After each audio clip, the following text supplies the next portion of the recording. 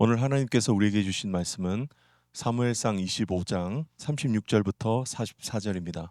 봉독하겠습니다.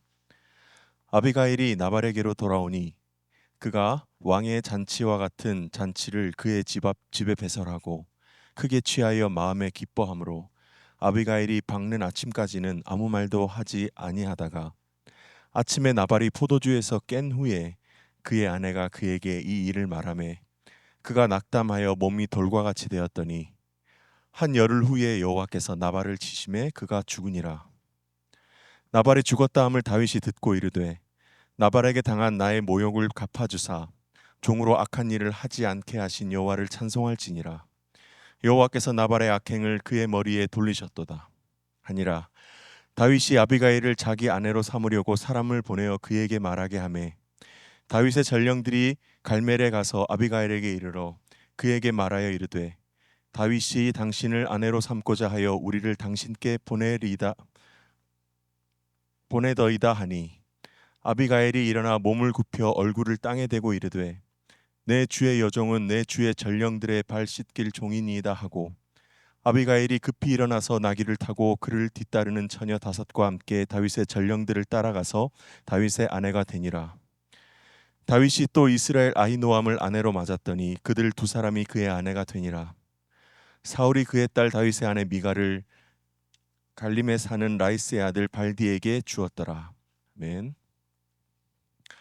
오늘 큐티인의 제목은 모욕을 갚아주신 여호와입니다. 하나님께서는 지금 나의 고난과 아픔을 어떻게 갚아주실까요?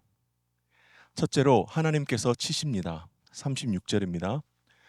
아비가일이 나발에게로 돌아오니 그가 왕의 잔치와 같은 잔치를 그의 집에 배설하고 크게 취하여 마음에 기뻐함으로 아비가일이 밝는 아침까지는 아무 말도 하지 아니하다가 다윗을 만나 용서를 구한 아비가일은 다시 돌아옵니다. 욕심 많고 미련하며 분노가 앞서 분별 없는 사람이지만 내 남편은 나발이기 때문입니다. 죽을 힘을 다해 용서를 빌고 돌아왔는데 여전합니다. 자기가 좋아하는 일만 하고 먹고 싶은 것만 먹습니다. 나발이 마음에 기뻐했다는 것은 잔치에서 사람의 인정을 받고 취해서 정신 못 차리는 것보다 나발에게 그 이상 좋은 것이 없다는 의미입니다. 이게 다인 사람입니다. 수많은 사람 앞에서 내가 만만을 이겼다는 그 다윗을 꺼지라고 했노라 자랑할 때 아비가일은 한숨을 쉬며 참았을 것이고 거나하게 취해서 내 마누라 어디 갔냐 이리 오라고 고함을 지를 때 말없이 옆에 가서 앉았을 것입니다. 아마 아비가일은 그때 자신의 죄를 인정하며 회개하지 않았을까요? 25장 3절에서는 아비가일을 총명하고 아름답다고 소개하죠. 그 똑똑함과 미모로 고르고 골라 결혼했는데 결국 갈렙 족속이라는 가문과 돈 많은 남자라는 것만 보느라 믿음을 보지 않았던 내 삶의 결론이 인정되었을 것입니다. 배우자와 자녀, 직장과 상처가 싫고 당하는 게 두려워 피해 다니며 무시할 수만은 없습니다. 그는 미련한 자입니다. 어제 아비가일이 남편 욕 시원하게 하던 거 보셨죠?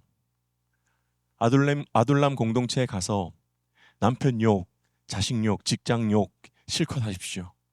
그러다가 하나님 없이 내렸던 나의 결정이 인정되면 회개하면서 입 싹 닫고 있어야 할 내 자리로 돌아가야 합니다. 돌아가야 하는 이유는 분명합니다. 구원이 내 삶의 목적이며 주님은 그 돌아간 자리에서 나를 연단하시며 도우시기 때문입니다. 37절입니다. 아침에 나발이 포도주에서 깬 후에 그의 아내가 그에게 이 일을 말하매 그가 낙담하여 몸이 돌과 같이 되었더니 언제나 아무 말도 하지 않을 수는 없습니다. 포도주에서 깰 때가 있잖아요. 취했을 때 당신 이러다 큰일 난다고 하면 안 듣죠.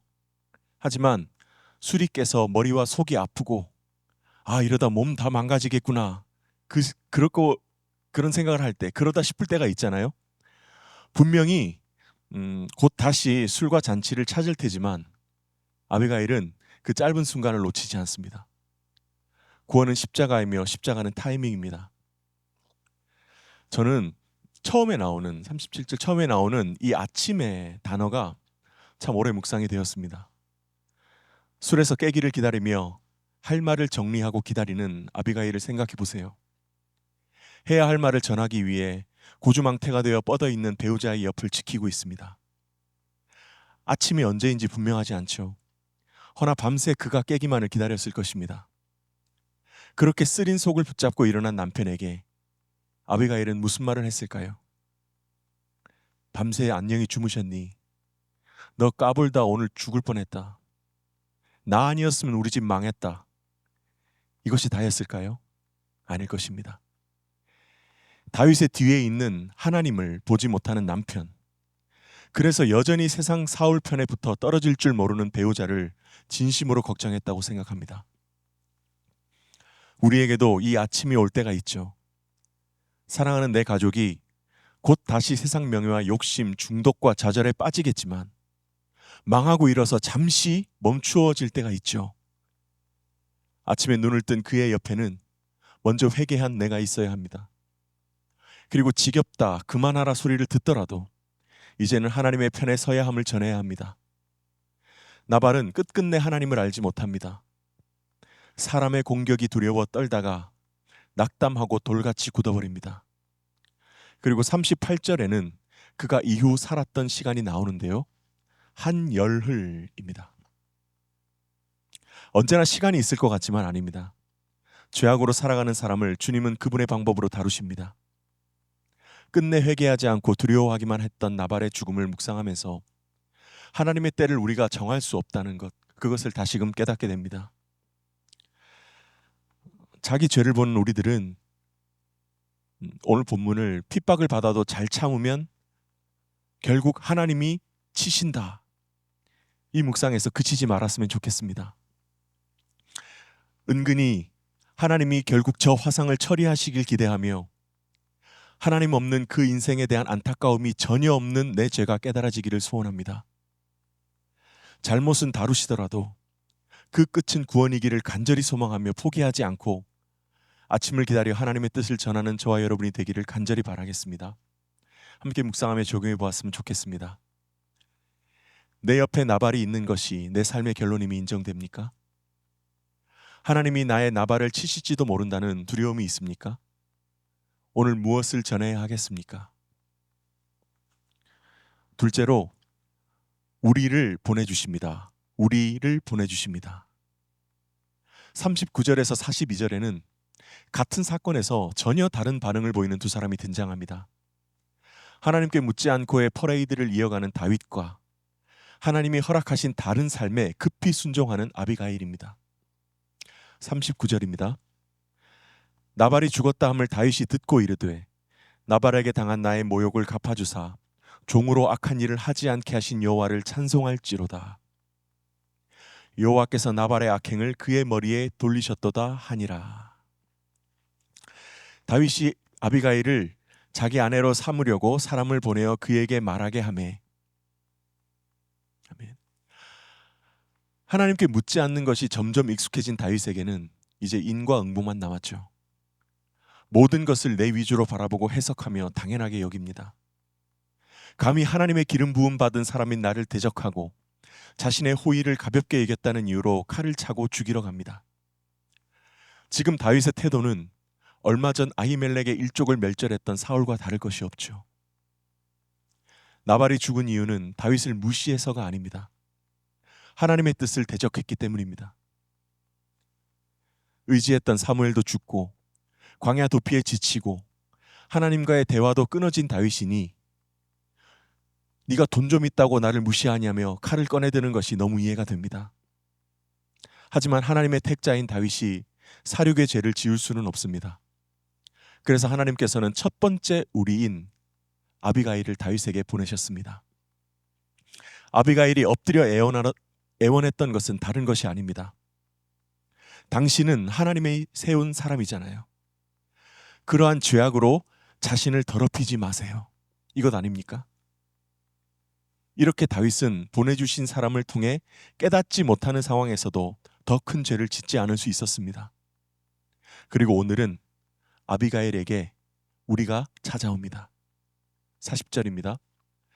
다윗의 전령들이 갈멜에 가서 아비가일에게 이르러 그에게 말하여 이르되 다윗이 당신을 아내로 삼고자 하여 우리를 당신께 보내더이다 하니. 갑자기 남편과 사별한 여인, 그 배우자의 죄값임이 인정은 되지만 그래도 서럽지 않겠습니까? 그 서러운 여인에게 우리가 옵니다. 어리석고 욕심 많은 나발이 갑자기 죽었으니 내 인생은 꽃길이라며 아비가일이 기뻐했을까요? 구원의 관점으로 계속해서 묵상하다 보니까 꼭 그렇지는 않았을 것 같습니다.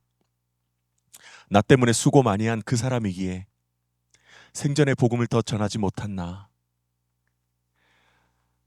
술잔치를 벌이는 걸 보면서 뒤에서 저렇게밖에 살 수 없나 무시했던 내가 생각나서 더 안타깝고 미안했을 것 같습니다. 하지만 하나님께서는 아비가일을 서글픔과 미련에 머무르도록 하지 않으셨습니다. 아비가일에게 찾아온 우리는 말합니다. 당신은 이제 새로운 남편이 생겼습니다. 어서 갑시다. 중요한 것은 이 새로운 남편이 지금 아비가일의 상황보다 결코 더 나을 것이 없는 형편의 사람이라는 것입니다. 다윗은 지금 도피 중이죠. 추격하는 사람은 다름 아닌 이 나라의 왕입니다. 잡히면 변명할 것 없이 가족이 함께 몰살당하여 죽습니다. 게다가 비록 과부가 되었으나 아비가일은 남편의 재산을 물려받아서 그냥 거기 살면 훨씬 더 나을 수 있지 않았겠습니까? 여기서 이 보냄을 받은 우리의 역할이 중요합니다. 그들은 전령인데요. 따라가면 뭐가 좋고 어떻게 되고 그딴 거 얘기 안 합니다. 당신은 우리를 따라가면 다윗의 아내입니다. 딱 이것만 전합니다. 그리고 그 가는 길에 동행합니다. 혹시나 추격하는 군대를 만나면 대신 맞서 싸웠을 것이며 어떤 상황에서도 다윗의 아내가 될 아비가일을 보호하려 했을 것입니다. 이들은 걱정 없이 사는 사울의 편보다 하나님의 언약이 있는 다윗의 편을 택한 사람입니다. 매번 불편한 곳에서 유숙하고 죽음의 두려움을 견뎌야 했지만 하나님의 뜻이 삶의 우선순위였던 사람들입니다. 고난이 무엇인지, 상처가 얼마나 아픈지 아는 사람들이지만 하나님께 순종하는 사람들이었기에 부자 아비가일에게 이제 나를 따라가자고 합니다. 아비가일은 답합니다. 41절과 2절입니다.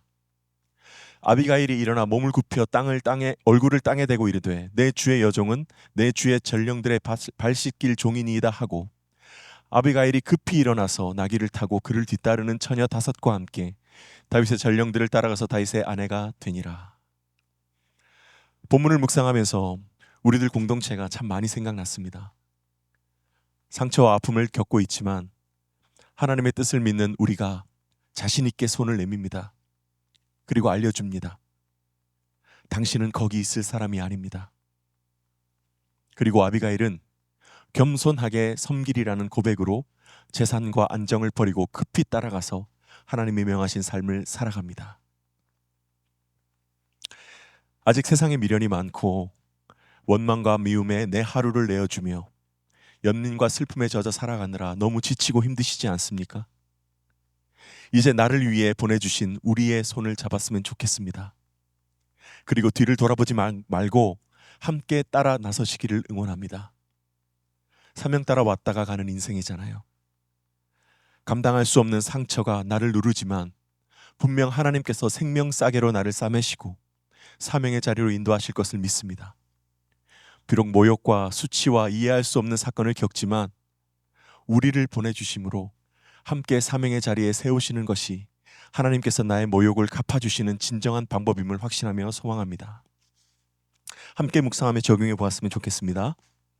우리로 말미암아 죄에서 벗어나셨던 경험이 있습니까? 우리로 말미암아 깨닫게 된 나의 사명과 역할은 무엇입니까? 설교 준비하면서 적지 않은 주석에서 아비가일을 탁월한 전략가로 묘사하는 견해가 많다는 것을 보았습니다. 사울 왕가에 얼마 남지 않은 연한, 그러니까 몰락을 예상했고요. 어리석은 남편 나발보다 미래의 왕이 될 다윗, 그 창창한 다윗을 선택했으며 그 결정은 결국 틀리지 않았다는 것이죠. 제가 뭐라고 감히 이렇다 저렇다 할 수는 없지만 어제 오늘 본문을 보면 도저히 그런 생각이 들지가 않습니다. 25장 24절과 28절에 보면 나발의 죄를 자신에게로 돌리라고 합니다. 그리고 주의 여종의 허물을 용서해달라고 애원합니다.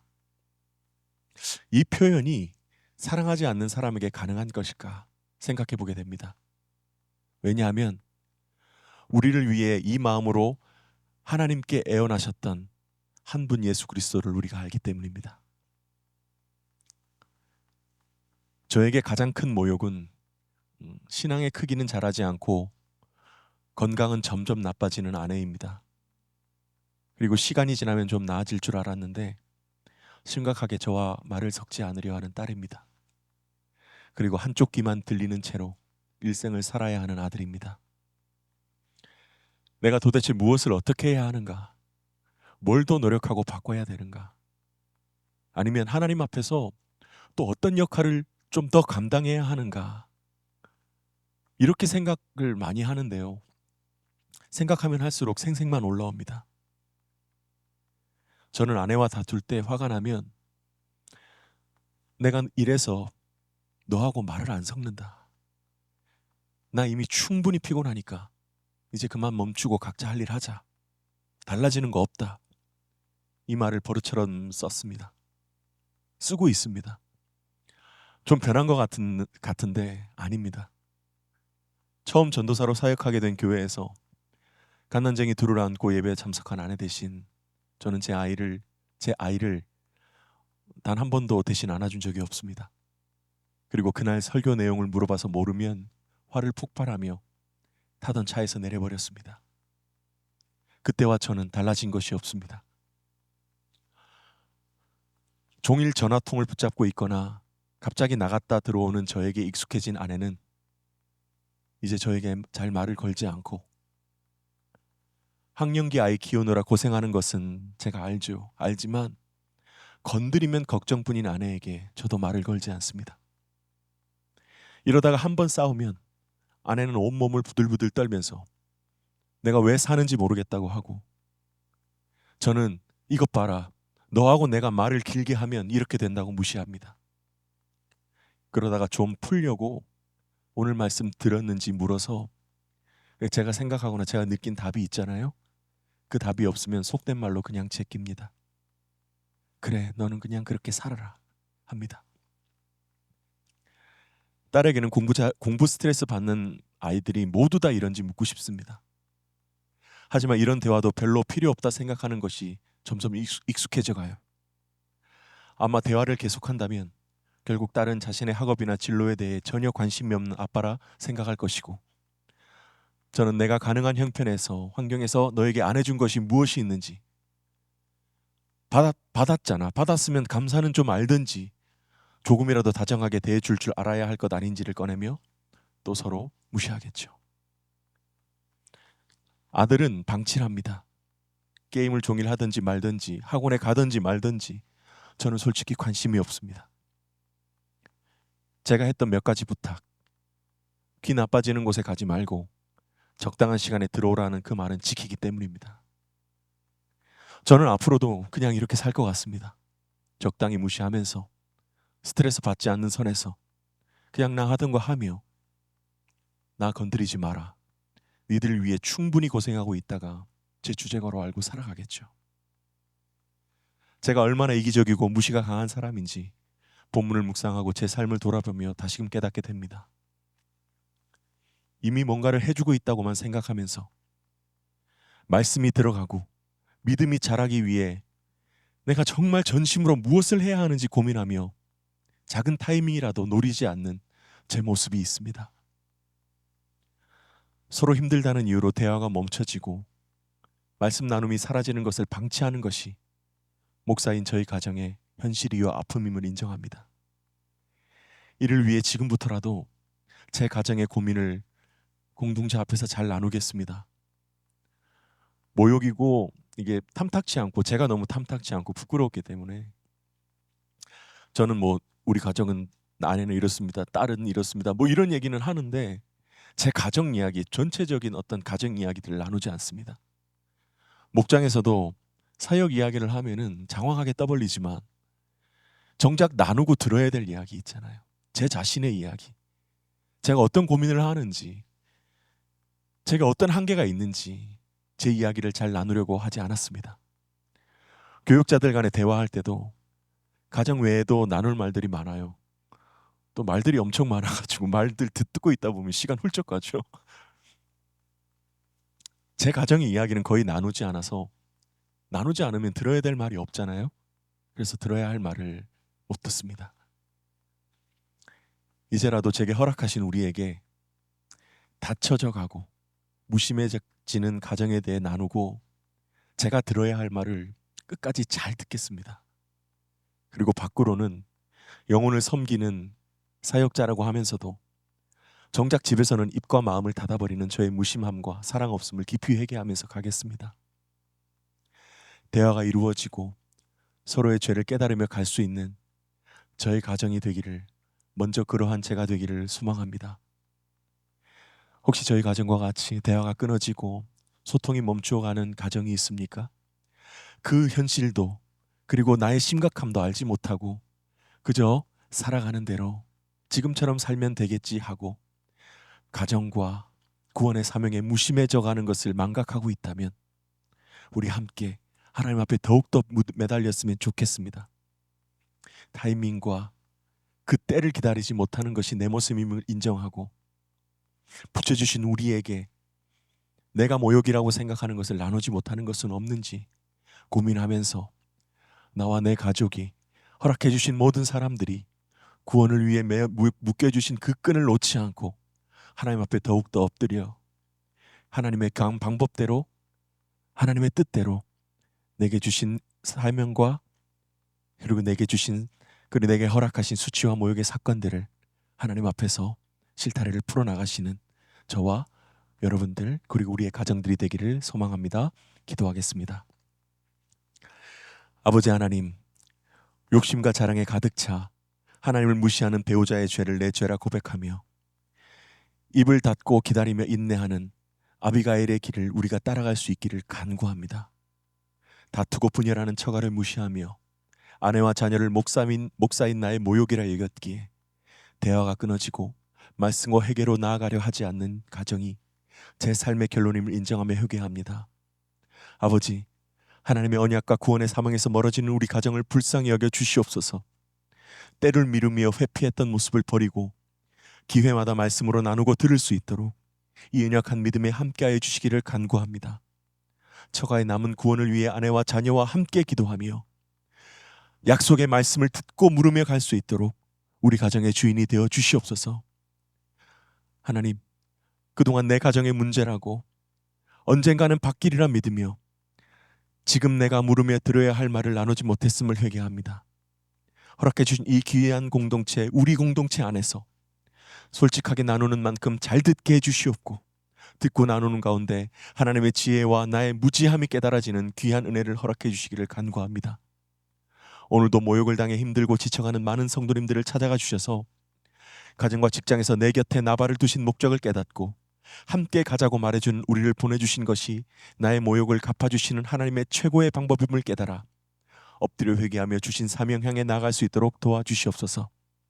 아버지 하나님, 우리 목사님의 사역에 기름 부어주시고 그 머나먼 이국 땅에서 동일하게 말씀 묵상과 가정 중수의 사명을 선포하실 때에 두루 역사하시는 성령의 은혜가 그 척박하고 메마른 땅에도 충만히 임할 수 있도록 함께하여 주시옵고 끝까지 목사님과 함께하는 모든 분의 건강과 안녕을 보호해 주시기를 간구합니다. 주님, 이 나라를 불쌍하게 여겨 주시옵소서. 너무나도 큰 상심과 아픔 속에 있습니다. 그러나 이럴 때 더욱 기도하게 하시고 회개하여 주시옵소서. 우리의 기도를 들으사 이 나라를 지켜주시고 더 이상 정죄와 단절이 왕노릇하지 않도록 오직 하나님의 역사와 도우심을 간구할 수 있도록 아버지 하나님 우리를 붙잡아 주시오며 이 모든 말씀 우리의 수치와 모욕을 싸매시고 갚아주실 예수 그리스도 이름으로 간절히 기도합나이다. 아멘.